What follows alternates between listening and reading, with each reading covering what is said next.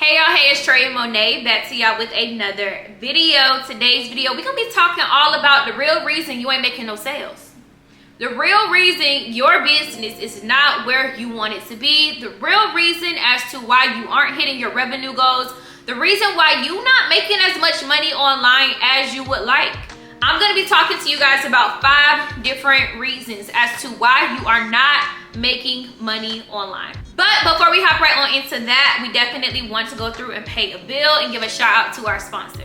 As a busy business owner, I'm always looking for new ways to enhance my business's processes and systems. Going through and making sure that I'm investing in quality software and technology has definitely been the #1 way to really make sure that my business is running smoothly, efficiently, and effectively. Shout out to PitneyShip Cube for sponsoring this portion of today's video. Clean my office with me as I make room for the coolest new office essential. This is the PitneyShip Cube from Pitney Bowes, the first ever shipping label printer with a built-in scale. Yeah, crazy, I know. It also has an app that allows you to weigh each package and even gets its dimensions. Its automatic cutter allows you to never rip a label again and even syncs with your Wi-Fi, allowing you to print labels no matter where you are in the house directly from your phone. Want one for free? Watch my latest YouTube video to go ahead and enter into the giveaway. So let's hop right on into it. Why you aren't seeing the money that you want to see within your business? The real reason why you aren't going out there and hitting all of your revenue goals, all of the things. Troyia, tell me what's wrong with my business.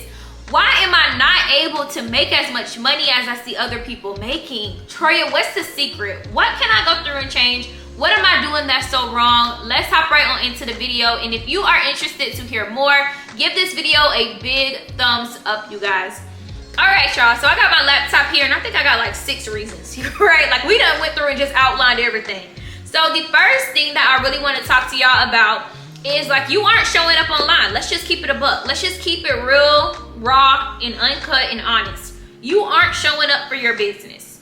That is probably like 80% of the reason why you aren't making sales online. 80% of the reason why a lot of my clients I've seen, come through within my programs, different things along those lines, is that they aren't showing up. You have to literally show up. And not only do you have to show up, you have to almost ask for the sale, right? Like you aren't asking for the sale. Nobody knows that you're selling anything, right? Like you all see this TikTok that went around. It was like, what was it? If I remember it, I'll insert it right here. You need to post about your products so people know they exist. You need to post about your products so people know it exists. People will not know it exists unless you post about your product. But what I'm basically meaning right here is like nobody knows that you're selling anything. You are only like, it's a secret. You don't want to be the best kept secret when it comes to business. You want everybody and their mama them to know that you are starting this brand and that you are starting this business. You have to show up online. And not only do you have to show up online, you got to show up confident, right? Like you got to let people know that, hey, I'm the big boss around here. I'm big boss. You little boss. Let me go ahead and help you with whatever problem that you have, right? Like you have to consistently show up online and you have to ask for the sale. If nobody knows that you're selling anything, nobody's going to buy anything. And I know that it was really difficult for me to do this at some point, especially on my personal Instagram page, where I have a lot more of my friends and my family from like high school and college. I was a little bit afraid of showcasing all of my business aspects and my business components. As you guys can see, I'm not afraid of doing that anymore. But I was afraid of doing it because I didn't want to change my aesthetic. And I didn't want people to be like, oh, she thinks she good at 2 shoes. Or I didn't want people to, unfollow me because it's no longer really about me. It's more so about my business. But who cares? Who cares if those people unfollow you, right? Like really ask yourself, like, why would I care that this person unfollowed me? If you can come up with 5 reasons why, you got it. But I'm pretty sure you can't, right? So that's the first thing, like show up, show out. Let people know whatever it is that you're selling, whatever it is that you're doing. The second thing is a lot of us are too salesy. It's either you not selling at all or you selling way too much and you look desperate, right? So you're giving off that car salesman vibe, and that's something you definitely don't want to do when it comes to business, is look like a car salesman. You look desperate. You look like you're begging people to come shop with you.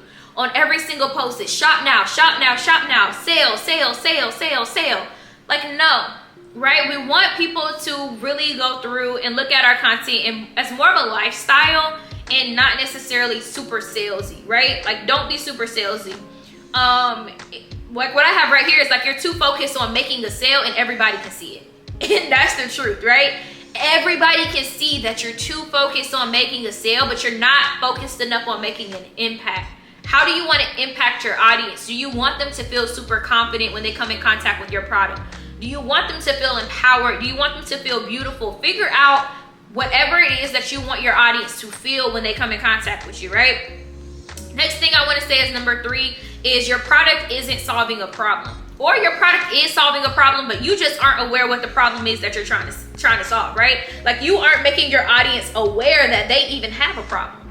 And what I mean by that is like a lot of people get kind of confused whenever I'm talking about problem solving as relates to business, and it's not as hard as a lot of us are making it seem. What I mean by that is it's not a life or death type of problem. Like it's not like a hospital surgery life or death type of problem, right? Like you ain't performing nobody's life surgery, right? Like you want to figure out like those small problems. A problem might be she's a stay-at-home mom and she needs outfits to wear for every single occasion, whether it be picking her daughter up from ballet. She needs an outfit, the same outfit that she can wear to a parent-teacher conference, the same outfit that she can wear running errands, the same outfit that she can wear doing things around the house. Like that's a problem that a lot of parents have, is maybe she's a stay-at-home mom and she needs an outfit for literally every portion of all the different things that her day might consist of. And I just threw that one off the dome, right? But you want to figure out different things like that. Like what is the problem that our audience is facing? Is it the fact that she might be, facing postpartum depression and now she's going back and finding herself? Like that's a problem that a lot of women have, is trying to find themselves after postpartum and trying to figure out what clothing, really flatters their body and different things like that. Like that's what you guys want to go through and figure out. Like what is the problem, and figure out how you can make your audience aware that they have the problem. And you can do that through messaging, and that's what we're going to talk about next. Is a lot of y'all's messaging sucks. I've done so many audits, and I'm not saying this in a bad way. Like we can definitely go through and fix it. If you're interested, book a coaching call with me. I'll be happy to help you with your messaging. But a lot of our messaging sucks, right? Like we have no clue who our target audience is. We don't know how to talk to them. We don't know who they are. We don't know who we are. We don't know why our brand even exists. We don't know how we can help our audience. And we really need to be more specific as to what our brand is, what does it represent, why does it exist, how can we help our audience, and we need to share that through them through content, right? So you have to take a deeper dive into your niche. It cannot be surface level anymore, y'all. That pre-pandemic stuff could work, but today, post-pandemic, I feel like we gotta be even more specific when it comes to our brands, right? So what is your niche? If you don't know what a niche is, your niche, in my opinion, the easiest way that has allowed a lot of my audience to go through and make it click is your business's specific area of expertise. So I can't say that I'm a clothing brand. Where within the realm of clothing do I want my brand to be known for? And where within the realm of clothing do I want to hold the most authority? Is that going to be elevated loungewear? Is that going to be club wear and night out wear, things that you can wear to like date nights that really allow you to feel really sexy without feeling over revealing? You get what I'm saying? Like it's not just clothing. It has to be so much more specific than that. And that's how you grow a strong brand. Fashion Nova, y'all, is the biggest example of this. Fashion Nova started off as a very large brand. Well, it didn't start off as a very large brand, but Fashion Nova started off by selling jeans. That's how they went through, and that's how they made their mark, and that's what they were known for. And one of the things that they're still known for to this day is their jeans.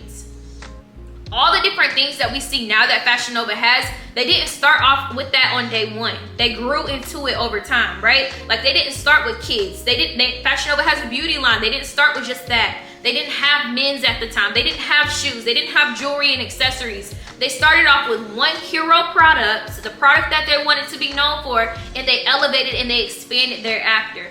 A lot of us, we want to go through and start a business and we want to have every single different category known to man and every single different clothing, aspect and category. Like, no, hold your horses, be known for one thing and then elevate and expand after that, right? So I would definitely say that too. The next thing I want to talk to y'all about is you're making your business all about you, but you're not making your business about your target audience. And this is something that I see a lot. Like, no one cares what your name is.